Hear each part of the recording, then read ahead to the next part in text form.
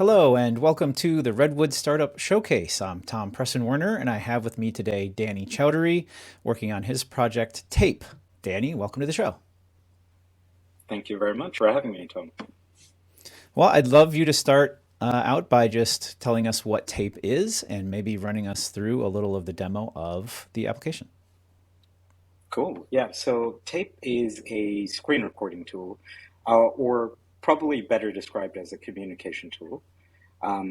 So when you're working remotely with your team and you want to quickly send a message or explain something that's a little bit more complicated than a Slack message, you click the Tape icon, take a screen recording, talk over it, and you get a link back.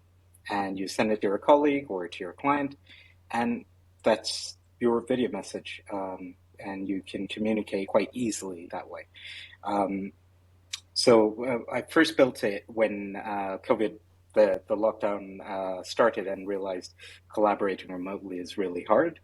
And it was born out of that need to collaborate better. And since then, it's kind of become part of my daily routine. All right. Yeah, we use this a lot in the Redwood project. Danny is on the core team of Redwood, and so we see a lot of tape usage within the Redwood community itself. So let's see how it works. Cool. Yeah. So share the screen, and there we go. So Tape is a menu bar app, and it sits over here on your menu bar, and what it does is it gives you a list of your windows that you have open, but you can also record your screen, if your whole screen, if you want. So let's say I wanted to show Tom something in the Tape dashboard. What I can do is I can go here, press Firefox, and it starts recording. And so it's recording my voice as we speak, but you can do things like mark, oh, look, there's a Redwood tag there. You can explain the bug or the problem that you're talking about. And then once you're done, you press stop. It processes it, uploads it, and in a moment, my internet will take a little bit to upload. When it's done, you get a link back. And so if I sent this to Tom, you can now watch it and you hopefully understand a little bit better about what I'm talking about. That's a super short demo of what Tape does. Can you show me what parts are Redwood and what parts might be built with other technologies? Sure. So the main app is Redwood. So this is the main website. It's Redwood. The front page is pre-rendered. The dashboard, which we were just looking at, is also Redwood. It uses the GraphQL API to save and list all of your recordings and uploads. So you can do things like filter, search, and so let me do an example of the Redwood filter here. So these are the tapes that I would have sent to other members of the core team discussing problems or sending updates. So that's the Redwood piece. But over here, the menu bar app is a Electron and with native pieces to it, and that speaks to the Redwood GraphQL API. And then when you share the link also, you go over there, or this page is a Next.js app. And this is also speaking to the Redwood GraphQL API to pull in the data from the database and render it on the page. And why did you choose Next for that specific part of the application? Sure. So the Redwood is amazing for iterating quickly, for making data rich, apps like this, which let you query, search, filter, and also test all of these complex scenarios when speaking to a database. This particular case for when you share it is a more specialized situation where you really have a static page. It's much more of a website with just one video on there. And you probably have some text, some description, nothing major on this page. So it made sense to separate these two things. And Next.js is very, very good at optimizing websites. So it has capabilities of SSR, which will pre-render this page every time I go on it. So for example, if I go here and update the description,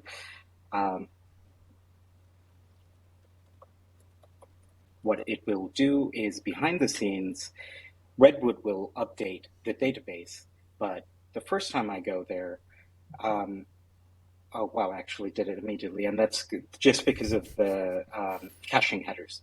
But you can see it updates it, but it was still super fast.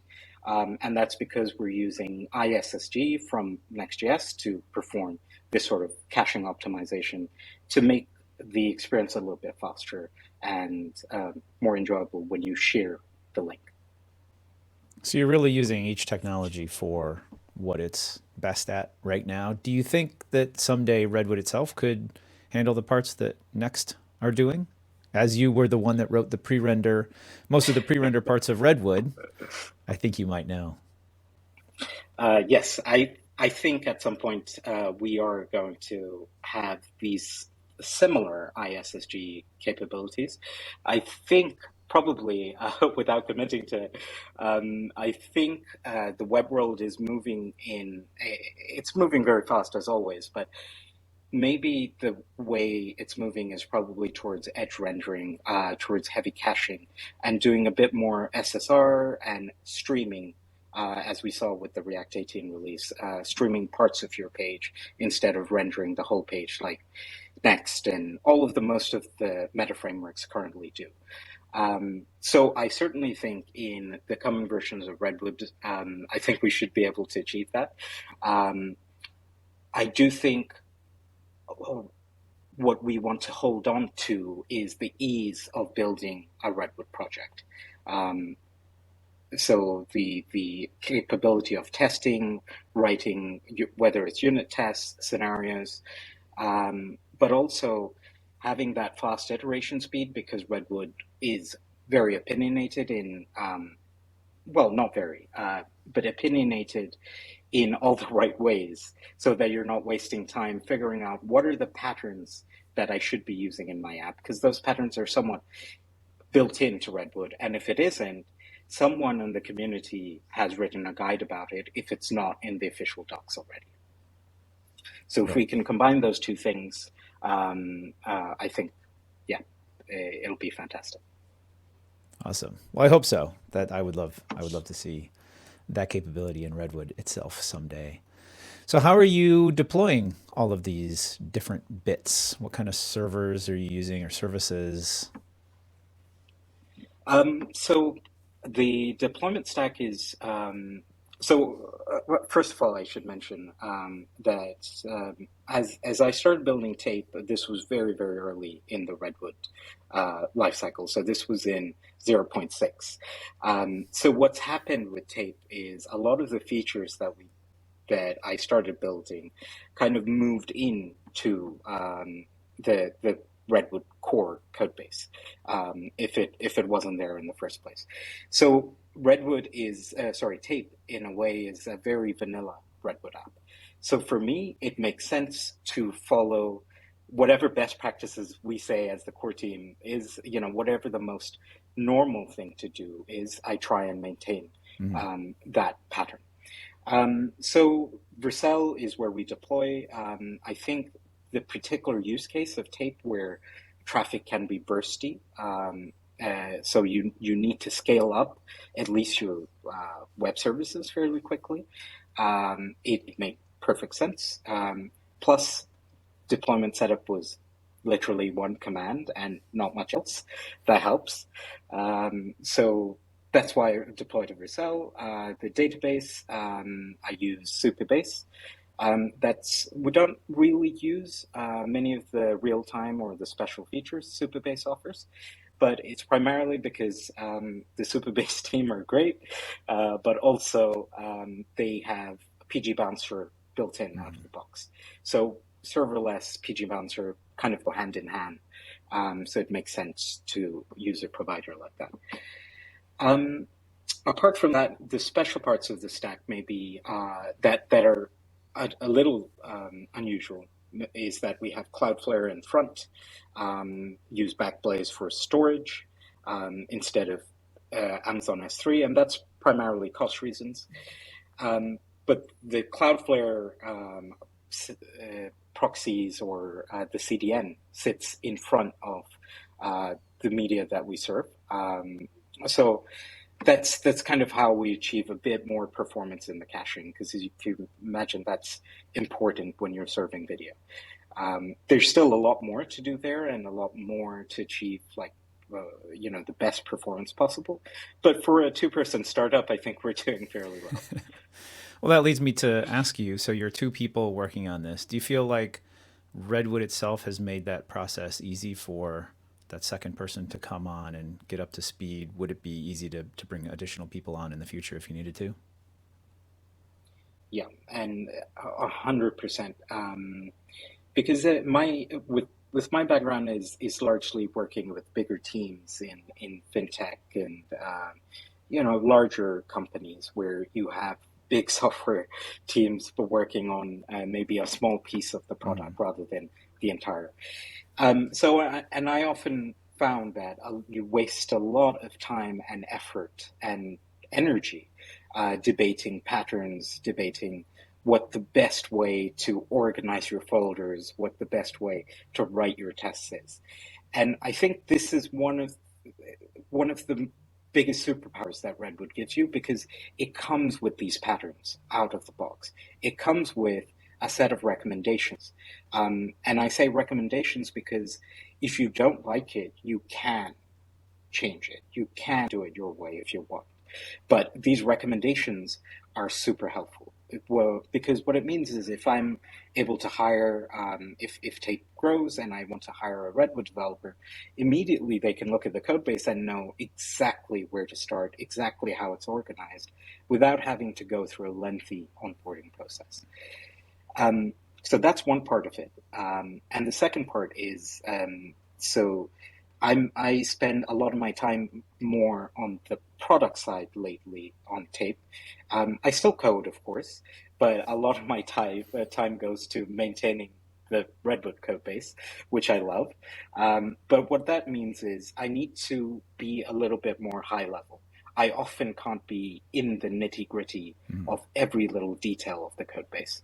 And that's another aspect of it, because the patterns are so standard and because the patterns are repeated throughout the code base, whether it's services or the website or webhooks you're writing, it makes it easy to look at a pull request and say, okay, I know what it's doing. I can see where the problems might be. I can suggest fixes or improvements.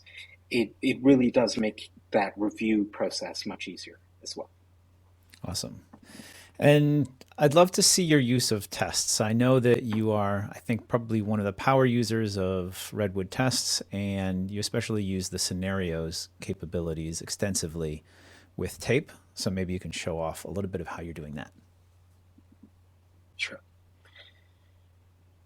So go and let me open up VS Code. And so let me do a quick walkthrough first of some of the functions that we have here, and I'll then explain one or two of the scenarios that we're using to test. So as I mentioned before, it's very simple. It's very vanilla Redwood. So you have the standard GraphQL, and we have some API functions that we use for various integration pieces, so integration with third parties. So if we look at one of the examples for testing, so Paddle is the payment provider that we use. That's one part of the stack I forgot to mention.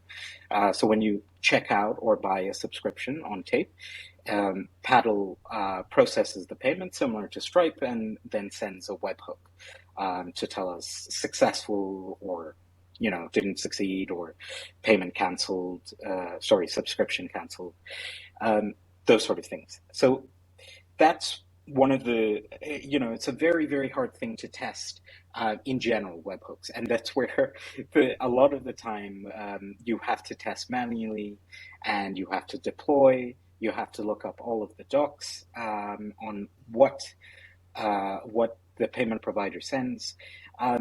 So every time you ship a version, you may have broken something, and it's very, very easy to find yourself in a position where you don't know what's wrong. So that's why we focus heavily on scenarios and scenario testing. Like I mentioned, 2-person team. We don't spend all of our time on it. So it helps to have a decent set of regression tests, a decent set of scenarios that serve as not only regression tests, but also as documentation for when we forget how something is supposed to work. Great. And I'll just So say, here's an example.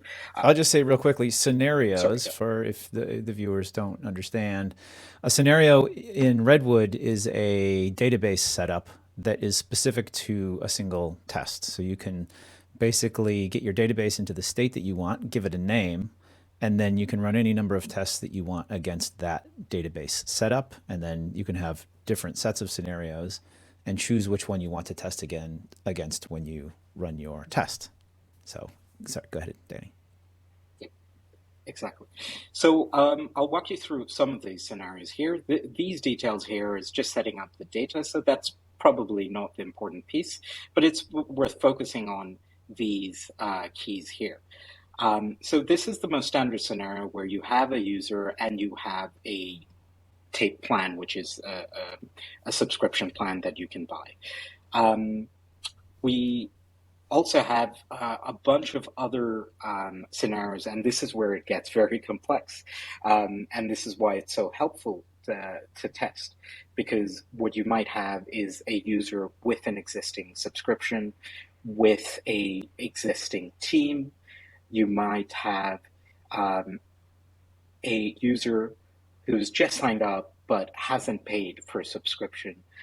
So these are the 3 or 4 scenarios that we have in this particular test.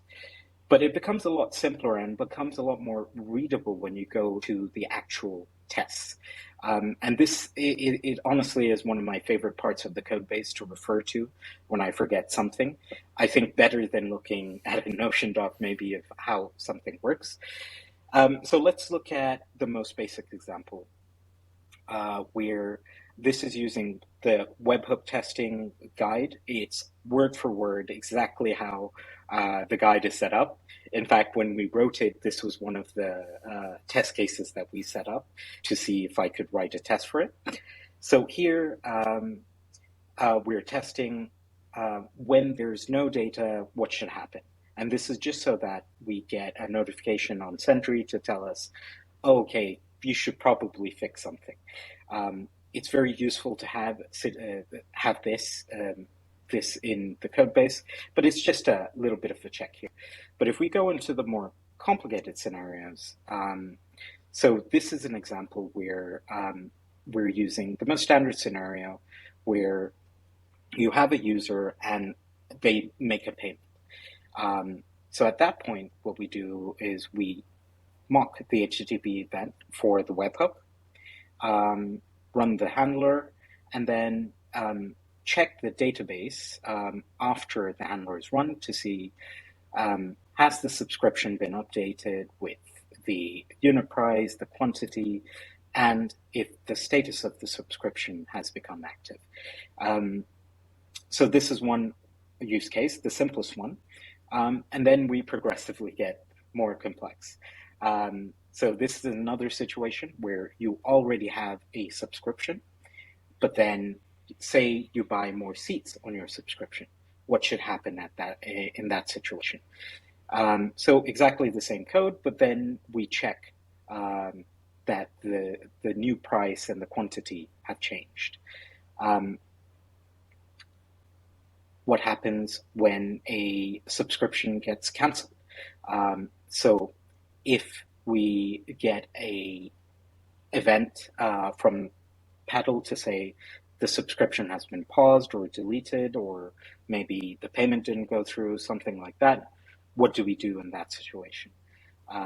At that point, we run the same code, and then we check that the status of the subscription has been set to dormant. So it's all of these various situations your database can be in, and it's that interaction with the third party.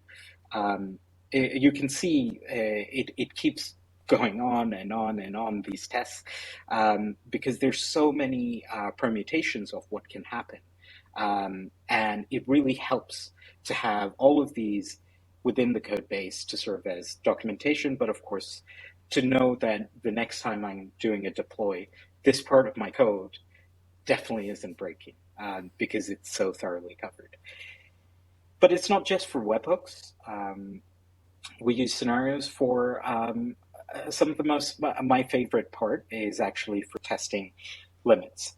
So for example, when you're trying to do an upload of a recording, we, based on your subscription limit, we might not want to allow that upload to go through, because you've hit your the ceiling of your storage limit. So this is an example where we set up a scenario where the user has used up all of their storage, and we try to create a tape in that situation. And then we say, okay, it looks like it throws an error and it sends this message back. But we can also set up more complex situations. For example, when the storage limit is it's full, but what happens if you delete one of the very big tapes, one of the very big files? So that should give you more storage.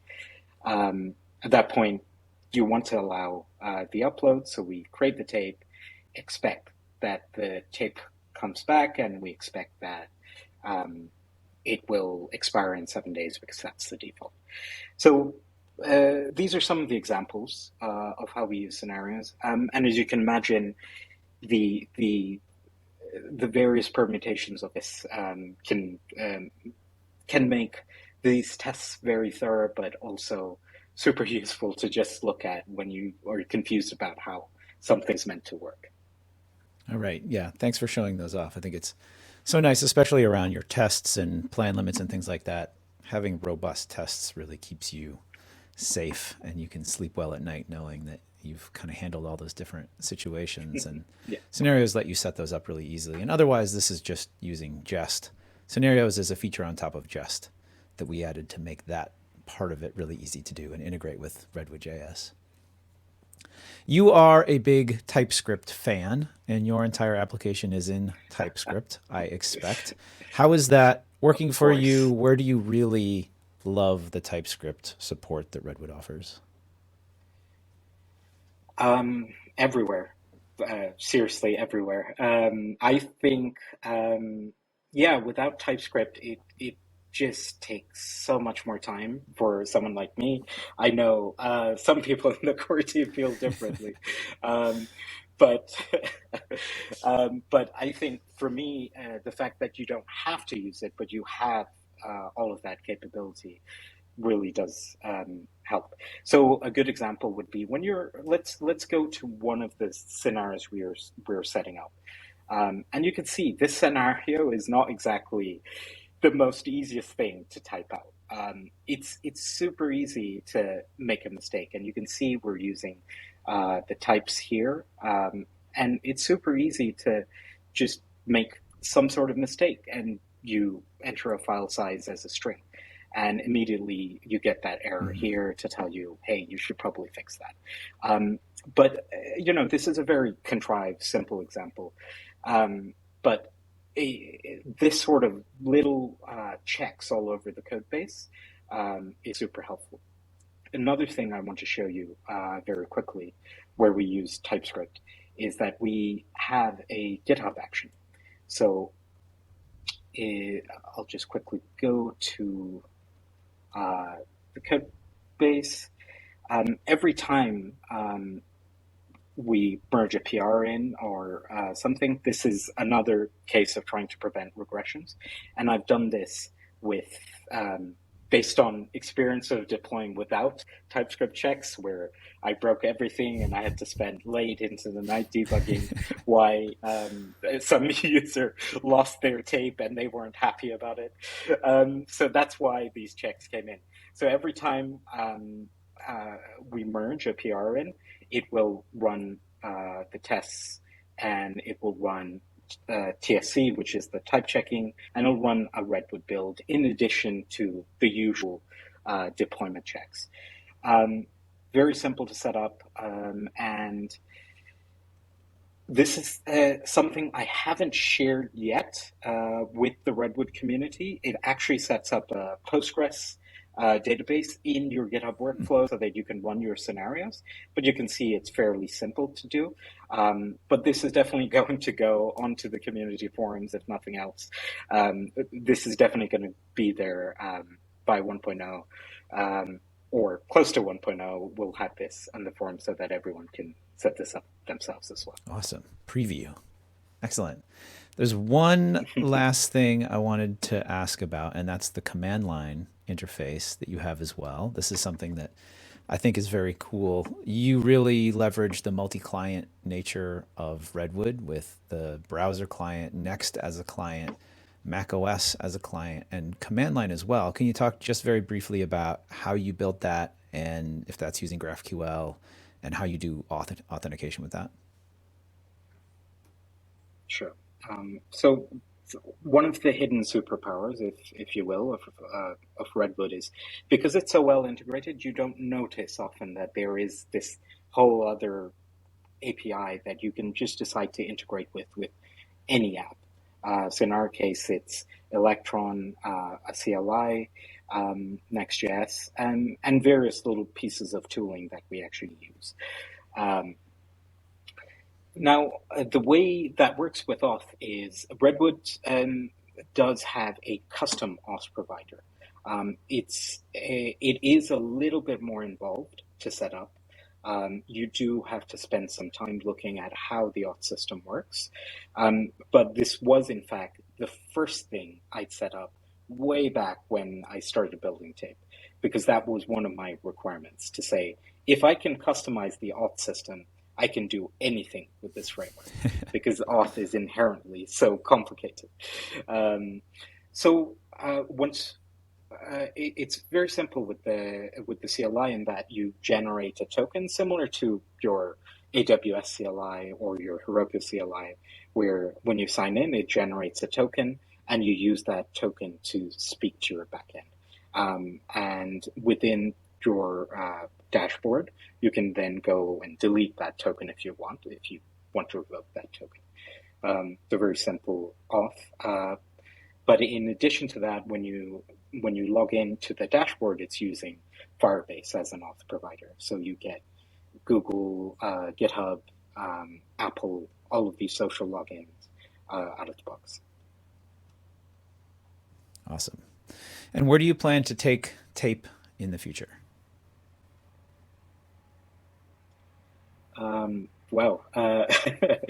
Wasn't expecting this one. So what I'm hoping, with Tape is that it starts to grow in terms of a community who start to like it as much as we do. The people building Tape like Tape a lot, which I suppose is a good thing. It's part of my workflow. It's 100% dog fooding if there ever was one. I know a lot of the Redwood core team also really enjoy using it. So what I'm hoping to do short term is to build that, if you will, a sort of fan user base, people who really enjoy using Tape and can suggest ways to make it better, even better than what it currently is. Ambitions further down, what I'm hoping is people realize that writing very long emails or scheduling long catch-up Zooms or Hangouts or whatever you use, it's just a waste of time. And often you can just send a 30-second clip or a 2-minute clip, and it does the same job. So I'm hoping more people realize the value of a tool like this, that it grows because people like it, not just because, yeah, that's what I'm hoping Great. for it to do. Well, I love using it, and I can't wait to see what additional features you add down the road. All right. Well, thank you. Cool. Yeah, so very close to 1.0, hopefully right before the 1.0 release of Redwood, we should have some very major features landing for tape. When I do the next showcase during launch week, hopefully I can show off some of those features All as right. well. Good deal. Well, thanks for coming on the show, Danny. Appreciate it.